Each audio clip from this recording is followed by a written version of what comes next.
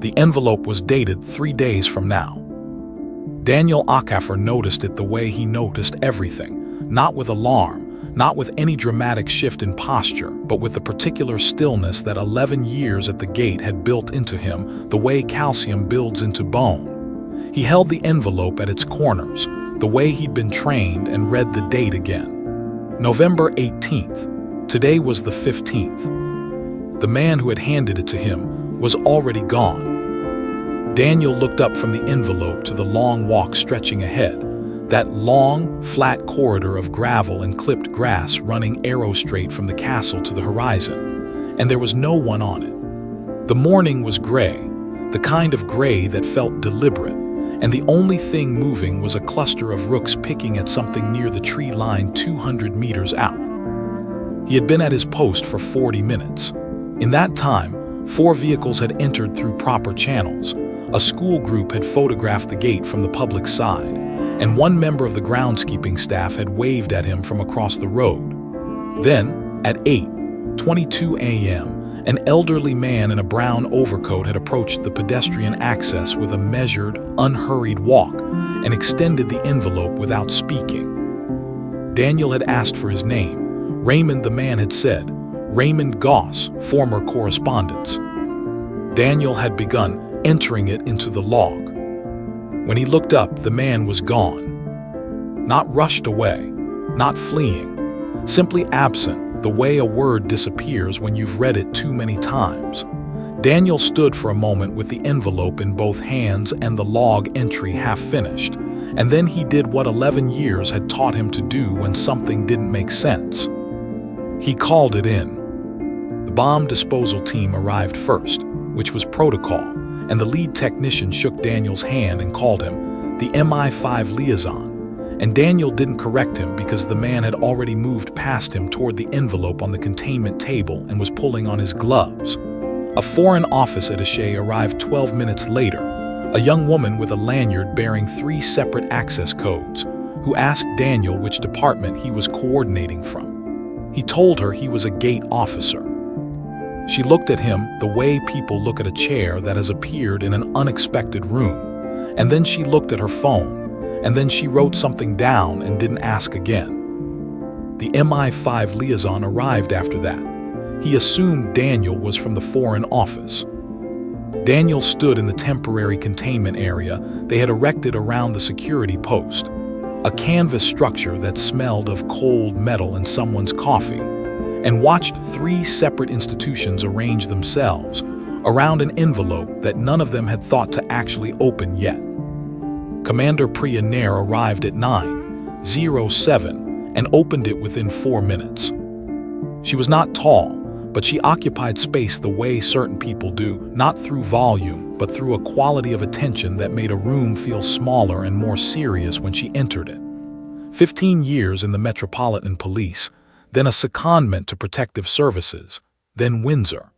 She had short gray-threaded hair and a habit of listening with her eyes slightly narrowed, as though she was reading something written behind your face. She read the contents of the envelope standing up. She read them twice. Then she looked at Daniel. "You logged the name he gave you." "Raymond Goss," Daniel said. "Former correspondent, that's all he said." "And he was gone before you finished the entry." "Yes." Nair looked back at the documents spread across the containment table. 3 items. A single-page memo on paper that was clearly not new. The edges had that particular yellowing that isn't age so much as the memory of age, of having been filed and refiled and handled by hands that considered it too important to destroy and too dangerous to discuss. A handwritten note on plain white paper, 5 words, "He has already sent them," and a name written in red ink, circled once with no explanation. Victor Hale. "I know that name," the Foreign Office attaché said from across the table. "Everyone in this room knows that name," Nair replied, and her voice was not unkind, but it closed the conversation like a door closing. She turned back to Daniel. "Don't go anywhere." The operations room inside the castle's security wing had the specific atmosphere of a place designed for emergencies that spends most of its time being very quiet. Screens along one wall, a central table with a surface that could display maps or documents or live feeds depending on what was needed. 3 workstations occupied by analysts who had the focused, slightly hollow look of people who had been called in early and had not yet had enough to eat. Nair stood at the head of the table. Daniel sat to her left, which he suspected was not a position that gate officers normally occupied in this room. No one told him to move. "Victor Hale," Nair began, and her voice had shifted into the register she used when she was delivering information she had already processed and was now transferring. Served as senior press secretary to the palace for 11 years. He was removed from the position 8 years ago. The official reason given was a restructuring of the communications department. She paused. The actual reason was that he attempted to leak an internal document to a journalist at the Financial Times. The document was intercepted. Hale was quietly retired. No prosecution, no public statement. The palace does not do public statements about things like this. "What was the document?" Daniel asked. Nair looked at him for a moment. "A memo from 1997, internal, commissioned by senior advisors following the events of that year." She didn't say which events. In 1997, there was only one set of events that mattered enough to commission memos about the future of the monarchy. The memo recommended a formal restructuring, reducing the institution to a purely ceremonial function, transferring significant constitutional authority to elected bodies. It was never acted upon. It was filed. Several of the advisors who signed it are still active in institutional roles today. The Foreign Office attaché made a sound that was not quite a word. "Hale believed the memo should have been made public," Nair continued. "He still believes this. In the 8 years since his removal, our assessment is that he has been building what we are now calling a sleeper network: financial journalists, political correspondents, 2 individuals with access to wire service infrastructure. He has, we believe, prepared a series of forged royal announcements, market-moving statements, constitutional implications. Time to release simultaneously through credible-seeming channels." She looked at the table. "We have 48 hours. After that, the announcements go live. The palace will have no warning. The damage will be done before any denial can be issued." Silence. "The envelope," Daniel said. "The old man didn't bring us a threat." Nair looked at him. "He brought us a warning," Daniel said. Nair said nothing for a moment. Then, "Find Raymond Goss." Raymond Goss lived in a terraced house in Eton, 4 minutes from the castle by car, which struck Daniel as the kind of proximity that people who have spent their lives in service to an institution tend to maintain even after the institution has finished with them. The house was tidy in the way of houses whose owners have too much time and not enough to fill it with, the garden precise, the curtains even, the doormat recently replaced but not recently enough to look new. He answered the door before they knocked. He had been watching from the window. He was smaller than Daniel remembered from the gate. That happened sometimes. People compressed when you saw them in their actual context, surrounded by their actual things. He was 71, white-haired, with the careful movements of someone whose joints had begun to make their opinions known. He looked at Daniel with an expression that was mostly relief and partly something that might have been shame, and he stepped back to let them in without being asked. The living room had books on every surface that wasn't a chair.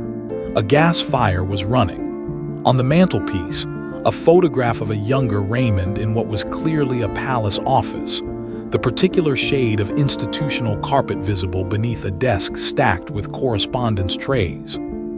He had never really left, Daniel thought. He had just moved the office home.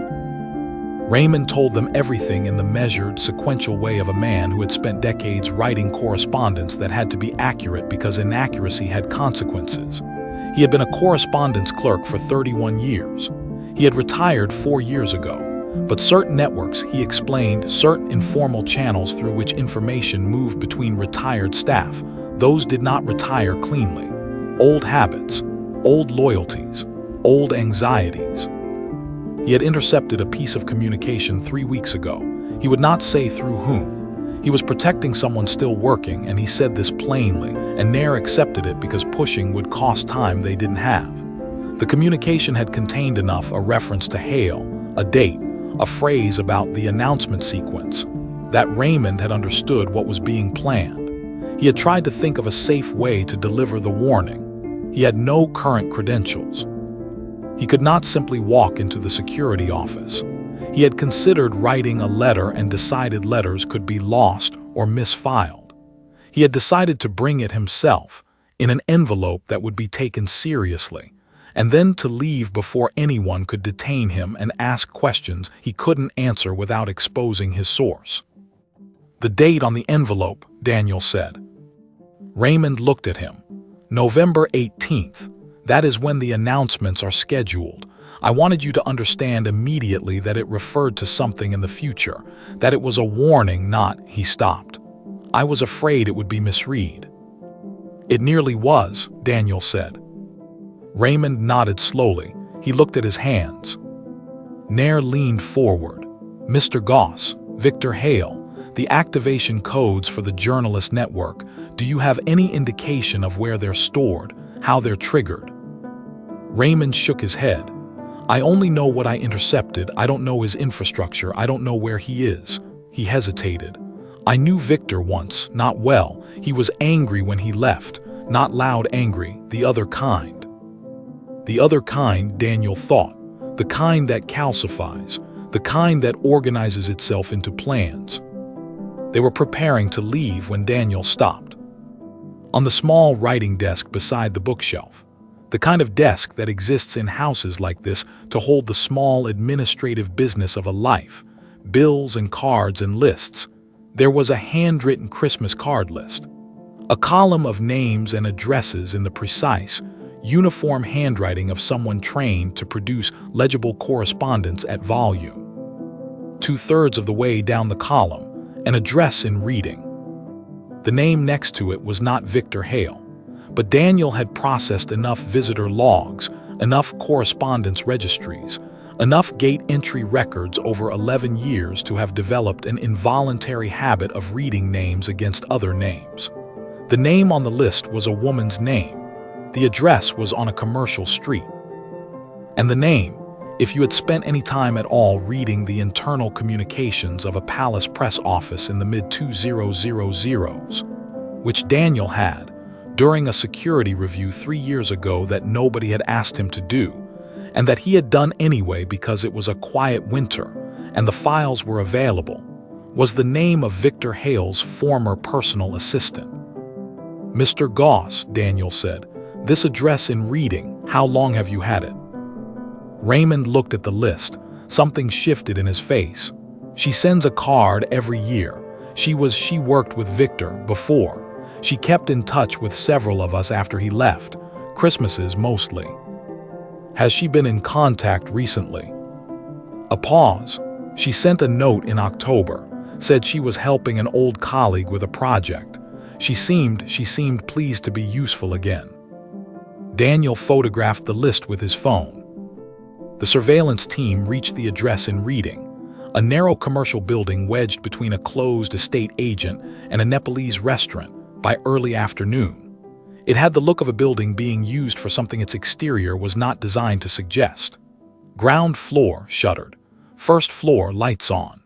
Second floor, a window with the blinds drawn in the particular way of blinds that have not been adjusted in some time because the person inside does not want them adjusted. They waited. They went in at 3:40 p.m. Victor Hale was not there. His assistant was. She was sitting at a kitchen table drinking tea, and she looked at the officers coming through the door with an expression that passed through surprise, then fear, then a terrible, deflating recognition, as though she had known at some level that October note was a door she should not have walked through. She cooperated immediately. She had not understood the full scope of what she had been helping with. She had been given tasks, forwarding emails, managing a scheduling system, maintaining a list of contacts, that had been presented to her as the groundwork for a legitimate documentary project about palace communications history. The equipment in the back room told a different story. 3 laptops, a server unit, a scheduling interface with a queue of outgoing communications, timestamped for November 18th, each one addressed to a journalist or wire service contact. The queue was still active. The system was still running. Nair's technical team pulled a partial intercept from the outgoing queue, enough to confirm the scope. Not enough to identify every recipient. They needed the full contact list. They needed the master activation key. And those, the assistant said, she did not have. Those were on a separate device that Victor kept with him. At 5:17 p.m., Daniel's phone rang. Unknown number. He answered because 11 years had given him the particular instinct of someone who understands that the things you almost don't do are often the things that matter.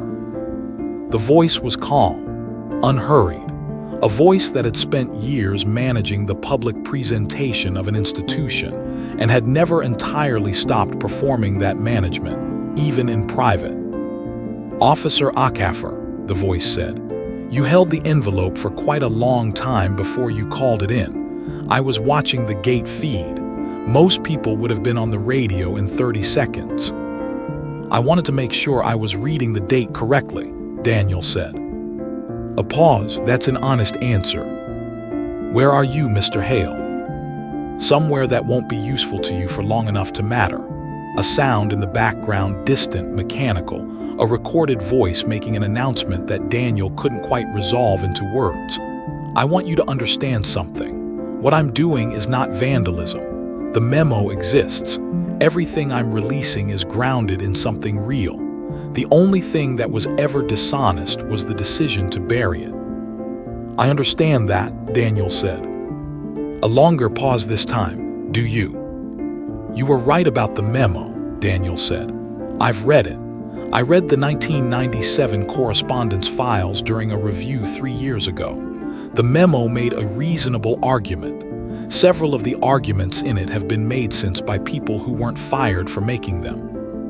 Silence on the line.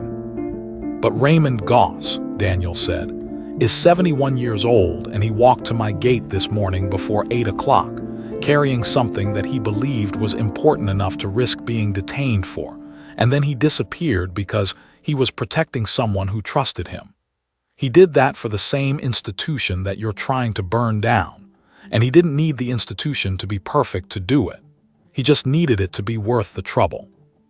The recorded announcement in the background resolved briefly into something almost intelligible, a platform number, a service, a destination, and then was gone. "That's not an argument against publication," Hale said, but his voice had changed in some way that was not large enough to name precisely. "No," Daniel agreed, "it's not. It's an argument about method." He kept Hale talking for 4 more minutes, long enough for the technical team to run the audio. Long enough for the analyst who had grown up in reading and had spent 3 years commuting through its station to recognize the specific timbre of the old platform speaker system on the southern maintenance sublevel. A system that had been decommissioned in 2019 when the new digital boards went in, but that still ran, still broadcast to a corridor that no longer served passengers. In a section of the station infrastructure that had been leased in parcels to private storage operators since 2021. The storage unit was registered to a company name that resolved, after 20 minutes of searching, to a holding entity that resolved to nothing useful, which was itself a kind of information. The corridor was low-ceilinged and lit by fluorescent panels, 3 of which were flickering in the way of panels that had been flickering for long enough that no one had bothered to report them. The sound of the station above was a low, structural vibration, not noise exactly, more like the building's memory of noise.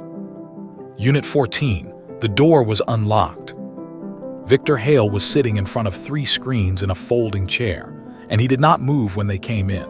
He looked at Daniel with the particular focus of someone who has been thinking about a specific person for several hours and is now resolving the thought into its actual face.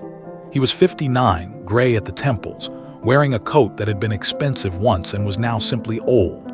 On the screens, The scheduling interface was still running. The queue was still ticking toward November 18th. There were no weapons. There was a kettle and 2 mugs and a packet of biscuits that was mostly empty. Nair's hand was near her radio. Daniel stepped forward. 8 years, Daniel said. That's a long time to maintain something. The memo is real, Hale said. His voice was the same as on the phone, controlled, but with something underneath it now that the phone hadn't carried. Something that looked like exhaustion. Everything I've prepared is grounded in documented fact. They fired me for trying to do the right thing, and then they watch the people who signed that memo get promoted and sit on committees and give speeches about institutional integrity. And nothing, he stopped. Nothing ever changes unless you force it. Raymond Goss disagrees with you, Daniel said. Hale was quiet. He was a correspondence clerk for 31 years, Daniel said. He's been retired for 4. He still has access to networks he shouldn't technically have access to anymore because people trusted him enough to stay in touch. This morning he put on a coat and walked to my gate before 8 o'clock and handed me a warning that he'd been carrying for 3 weeks, trying to figure out how to deliver it safely. He did that for an institution that never gave him anything except a pension and a photograph on his mantelpiece. Daniel paused. He's protecting someone inside. Won't tell us who. Probably never will. Hale looked at the screens. He knows what the memo says, Daniel continued. He knew what you were trying to do, and he disagrees with how you're doing it. Not because he thinks the institution is perfect. I don't think Raymond Goss has ever thought the institution was perfect, but he thinks it's worth the trouble of doing things the slower way. A long silence. The fluorescent panel above the doorway ticked and steadied and ticked again. The slower way doesn't work, Hale said, but it came out quieter than he had intended. The 1997 memo is going to a historical review committee, Daniel said. That happened this afternoon. Commander Nair made the call. It will take time. It will probably be frustrating. Parts of it will be handled badly by people who are more interested in protecting themselves than in honest accounting. He looked at Hale directly. But Raymond Goss walked to my gate this morning. That happened too. Both things are true. Victor Hale looked at the scheduling interface on the center screen. The queue still running. November 18th, still coming. He sat with it for long enough that Nair shifted her weight behind Daniel, and he heard the small sound of her hand moving toward her radio again. Then Hale reached forward and entered a sequence into the keyboard. The queue stopped. The screens didn't go dark, they just went idle. The way screens do when the work they were doing is finished. Hale sat back in the folding chair and looked at nothing in particular, and Daniel thought he looked like a man who had been holding something very heavy for a very long time and had just put it down and was not yet sure whether he felt lighter or simply empty. The committee, Hale said finally. Who's on it? That's being determined, Nair said from the doorway. I want to submit documentation, the authenticated versions, not through a journalist. He looked at his hands, through a proper channel. That can be arranged, Nair said. They took him out through the maintenance corridor, past the old speaker system still broadcasting platform announcements to an empty passage, past the flickering panels and the low hum of the station above. Daniel walked behind him and thought about Raymond Goss's Christmas card list, about the handwriting that he had recognized because 11 years of reading names and logging entries had made recognition an involuntary function, like breathing, like checking the date on something handed to you at a gate. Nobody had asked him to read those files in 2021. There had been no specific security reason to cross-reference the names in them against current visitor records. He had done it because it was a quiet winter and the work was there, and he had never been able to fully separate being at the gate from being thorough about what came through it. The commendation for Raymond Goss was processed through a channel so discreet that the document itself contained no letterhead. It was delivered to his house in Eton by a junior liaison officer who handed it to him in a plain envelope and left without ceremony, which was exactly how Raymond would have wanted it. The framed copy, if he chose to frame it, would go on a wall that visitors rarely saw. The photograph on the mantelpiece would stay where it was. The 1997 memo went to the Historical Review Committee on November 22nd. The committee's first meeting was scheduled for January. It would take time. Some of that time would be well used and some would not. The people who had signed the memo were informed. 2 of them immediately retained legal counsel, and 2 of them did not, which itself was a kind of statement. Victor Hale submitted 43 authenticated documents to the committee through a formal process and was not prosecuted for the attempt, a decision that was made quietly and that the palace did not publicly explain because the palace does not publicly explain decisions like this. His assistant received a formal caution and was not charged. She sent Raymond Goss a card in December. He did not send one back. Commander Nair offered Daniel a position in the Security Operations Coordination Unit. He would have an office. He would attend briefings. He would have a title with more words in it than his current one. He thanked her and told her he would prefer to stay at the gate, and she looked at him for a moment with her eyes slightly narrowed, and then she nodded once, which he understood to mean she had expected that answer and respected it and would not ask again. He was back at the Long Walk Gate on the morning of November 19th, the day after the announcements would have dropped, the day that, in the version of events that had almost happened, the palace would have spent in a state of controlled crisis, issuing denials into a media environment that had already accepted the forged statements as fact, trying to retract something that had already propagated through every financial wire and political correspondent in the country. Instead, it was a gray morning, the regular kind, and a delivery van from a florist arrived at 8:10, and Daniel checked the credentials and logged the contents and waved it through.